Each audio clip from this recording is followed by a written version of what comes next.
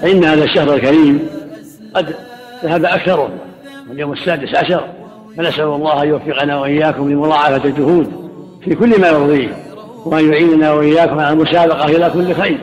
هذه الأيام الفاضلة الباقية يشرع للمؤمن فيها يضاعف الجهود، وأن يغتنم ما فاته في البقية من طاعة الله جل وعلا، كثرة الصلاة، كثرة التسبيح والتهليل والتكبير والتحميد، كثرة قراءة القرآن الكريم، التدبر والتعقل، كثرة الصدقة، كثرة النصيحة والتوجيه إلى الخير، الأمر بالمعروف، النهي عن المنكر، إلى غير هذا من وجوه الخير.